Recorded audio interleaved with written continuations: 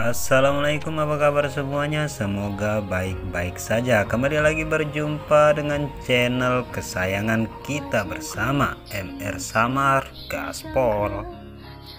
Bagi teman-teman yang baru bergabung di channel ini, tolong dibantu like, komen, dan subscribe agar Mimin lebih bersemangat untuk membuat konten-konten lainnya. Yoi, di sini Mimin akan kembali bercerita tentang film animasi Si Shinji Season 4. Perlu diingat bahwa video ini berisi spoiler. Oleh karena itu, bagi teman-teman yang tidak suka akan spoiler, agar di skip aja. Dan bagi yang suka, gak ada salahnya cuy dibantu perkembangan channel Mimin ini.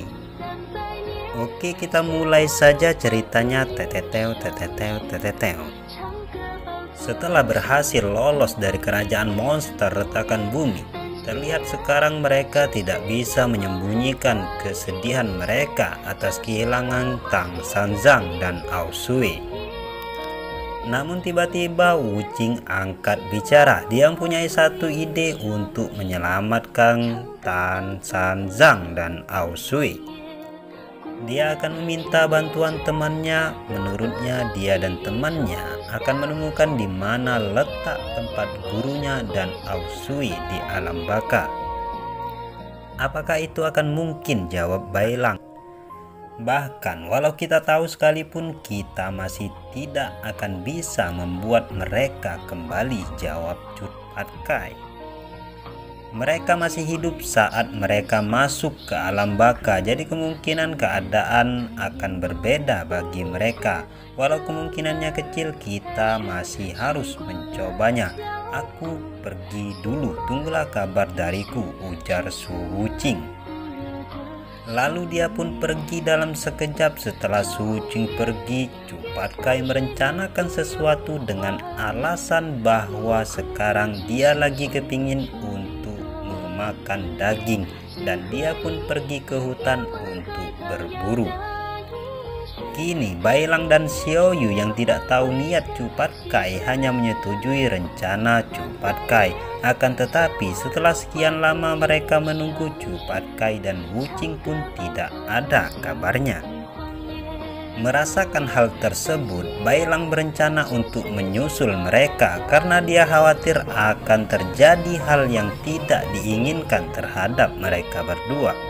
Namun niatnya itu dihentikan oleh Xiaoyu. Menurutnya Wuqing dan Cut Patkai tidak akan kembali karena dari awal mereka ikut dalam perjalanan ini disebabkan karena adanya Tang Sanzang.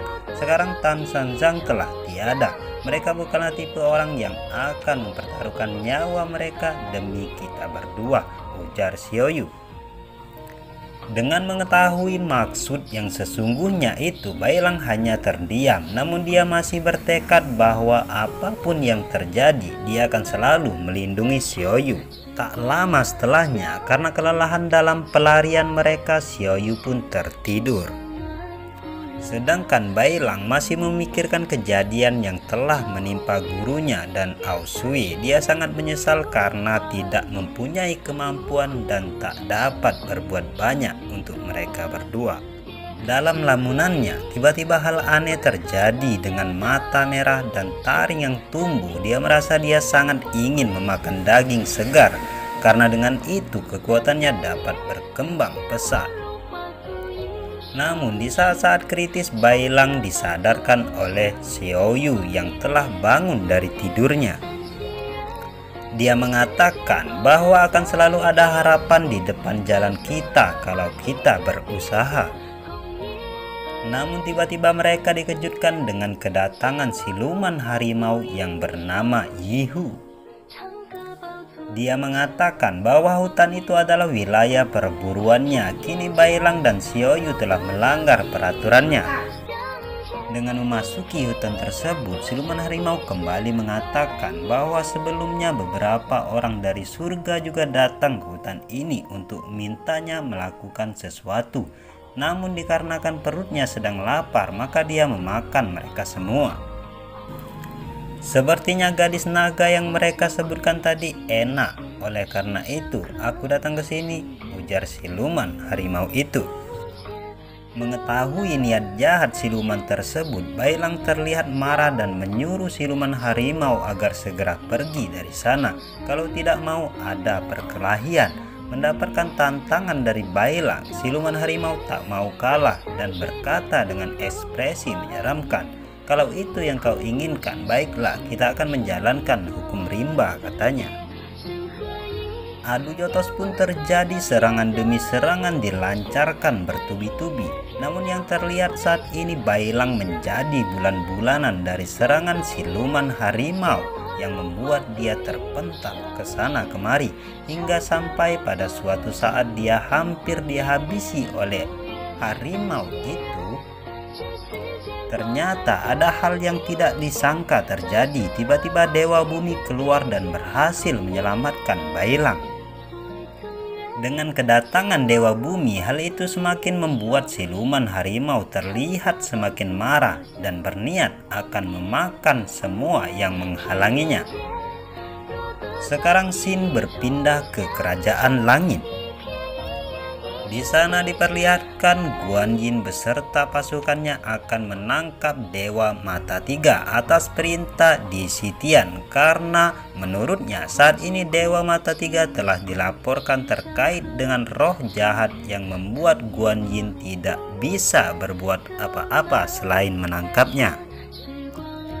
"Apa kau tidak mempercayaiku?" tanya Dewa Mata Tiga. "Aku selalu adil dalam melakukan sesuatu dan ini adalah pekerjaanku. Jika kau melawan maka kami harus memakai kekuatan," jawab Guan Yin. "Dengan cara kau mencari arwah jahat saat ini, maka pertahanan istana akan sangat berkurang. Mungkin itulah tujuan sebenarnya dari informanmu," ujar Dewa Mata Tiga. "Jangan menasehatiku, aku punya penilaianku sendiri," jawab Guan Yin. Setelah mendengar jawaban dari Guan Yin tersebut, Dewa Mata Tiga pun menyerah tanpa perlawanan dengan melemparkan tombaknya. "Kuharap kau tahu betul dengan apa yang kau lakukan saat ini," ujar Dewa Mata Tiga. Setelah bertemu rahasia dengan Di Sitian, Guan Yin mulai menggunakan metodenya sendiri untuk membersihkan istana surga. Kini para dewa saling melaporkan satu sama lain dan membuat banyak dari mereka ditangkap dan dipenjarakan. Bahkan sekretaris Raja Surga Barat pun ikut ditangkap. Hal ini membuat Raja Surga Barat terlihat marah saat ditemui oleh Guan Yin. "Kau bahkan mengambil orangku, apa kau sudah tidak menghormatiku?" ujar Raja Dewa Barat kepada Guan Yin. "Tentu saja aku menghormatimu, Raja Surga Barat, tapi aku selalu memberikan penilaian yang adil. Kumohon mengertilah," jawab Guan Yin. "Kau telah memenjarakan lebih dari ribuan dewa, bahkan penjara pulau terbang penuh karena dirimu. Ini bukan cara kita menangani masalah di sini. Kau menyebabkan ketakutan di hati semua orang, bahkan sebelum kau menemukan Raja Roh itu," ujar Raja Surga Barat. "Keadaan genting membutuhkan tindakan kritis. Roh jahat itu adalah penyamar yang handal, bahkan aku tidak bisa melihat perbedaannya dengan mudah. Kecuali Anda mempunyai cara yang lebih baik, aku tidak akan menghentikan hal yang sudah aku lakukan. Maaf sudah membuat Anda mendapat masalah. Saat ini aku permisi pamit," ujar Guan Yin pergi. "Dasar kau Guan Yin," gumam Raja Surga Barat dalam hati. "Surga akan segera hancur karena perbuatannya," ujarnya kembali. Saat Guan Yin sedang berjalan pulang dari tempat Raja Surga Barat, dia merasa ada sepasang mata yang sedang mengawasinya. Akan tetapi dia tidak berhasil menemukan orang yang sedang mengawasinya tersebut. Dia pun mengabaikannya. Ternyata itu adalah Sun Wukong yang telah sampai ke kerajaan surga saat ini. "Surga, I am back," ujarnya menyeringai. Sekarang scene berpindah ke tempat berkumpulnya semua roh jahat yang bersembunyi di balik tertinggi istana surga yang diketuai oleh Di Sitian. Tindakan Guan Yin yang mencoba untuk menangkap arwah jahat yang asli termasuk para jenderal dewa itu akan lebih cepat untuk menghancurkan kerajaan surga. Sebagian besar dewa yang cukup kuat untuk melawan kita sudah dipenjara. Hehehe, sayang sekali dia menduga orang yang salah, ujar orang-orang yang berada di sana. Mereka terus mencurigai satu sama lain yang kemudian itu akan melemahkan kekuatan mereka dari dalam. Sifat keras kepala Guan Yin telah memberikan kita kesempatan yang sempurna. Tak lama lagi kita akan menguasai semuanya, ujar Di Sitian sebagai pemimpin. Ini sangat menyedihkan karena dari awal kita telah menipunya, ujar orang yang berada di sana. Sekarang semuanya bersiaplah untuk operasi ini dan tunggu sinyal dariku. Sudah saatnya untuk memberikan kegelapan pada istana surga, ujar Di Sitian. Saat ini Xin kembali berpindah ke penjara Pulau Terbang. Jauh dari para manusia ada sebuah penjara yang melayang di atas awan. Penjara itu didesain untuk menghukum para kriminal di kalangan para dewa. Hanya ada satu ujung dari rantai yang terhubung ke kerajaan surga yang membuat tempat ini menjadi sangat sulit untuk dijangkau. Di sana diperlihatkan sang jenderal Dewa Mata Tiga yang sedang duduk di sebuah batu dengan kaki terikat borgol. Tak lama setelahnya terdengar sebuah suara, bukannya itu jenderal Dewa Mata Tiga. Ternyata suara itu berasal dari Sun Wukong.